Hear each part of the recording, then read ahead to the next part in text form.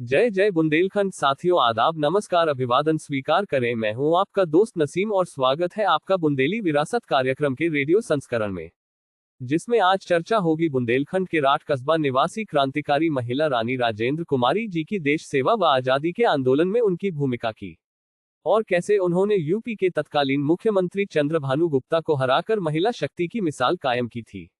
आइए जानते हैं। बताया जाता है कि फतेहपुर जिले के गाजीपुर गांव के जमींदार की पुत्री थी राजकुमारी राजेंद्र कुमारी। आपका विवाह राठ कस्बा के मंगरौठ निवासी दीवान शत्रुघ्न सिंह के साथ 13 वर्ष की आयु में हो गया था।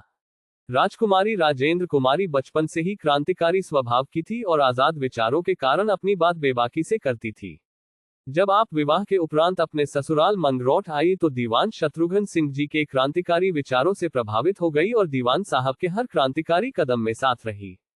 बताते चले कि दीवान शत्रुघ्न सिंह एक महान क्रांतिकारी रहे थे जो अंग्रेजी हुकूमत से गांधीवादी तरीके से लड़ते रहे और अंग्रेजों के खिलाफ सत्याग्रह करने के कारण कई बार जेल भी गए, लेकिन गांधीगिरी का रास्ता कभी नहीं छोड़ा।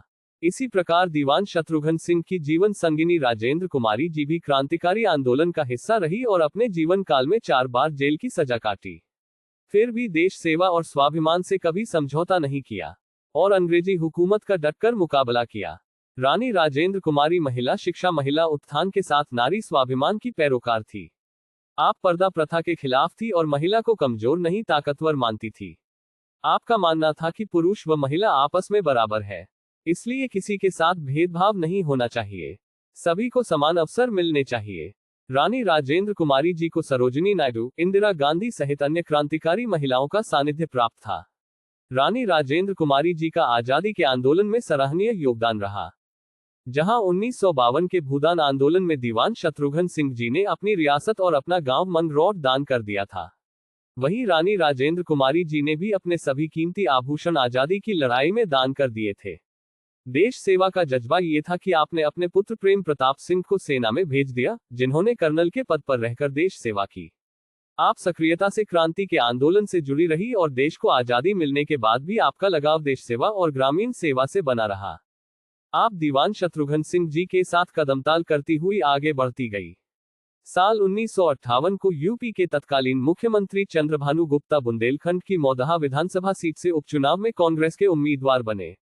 ये सीट कांग्रेस के तत्कालीन मौदहा विधायक ब्रजराज सिंह ने मुख्यमंत्री चंद्रभानु गुप्ता के लिए इस्तीफा देकर खाली की थी, क्योंकि मुख्यमंत्री चंद्रभानु गुप्ता विधानसभा के सदस्य नहीं थे और उन्हें 6 माह के भीतर विधायक बनना जरूरी था।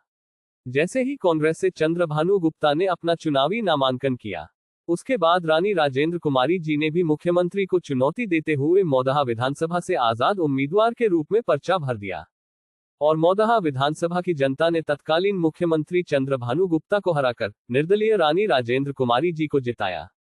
अपनी हार से तत्कालीन मुख्यमंत्री चंद्रभानु गुप्ता काफी दुखी हुए। एक विधायक के रूप में मैं रानी राजेंद्र कुमारी जी की सेवा सराहनीय रही और दीवान शत्रुघ्न सिंह जी के साथ देश सेवा करते हुए साल 1975 में आपका स्वर्गवास हो गया।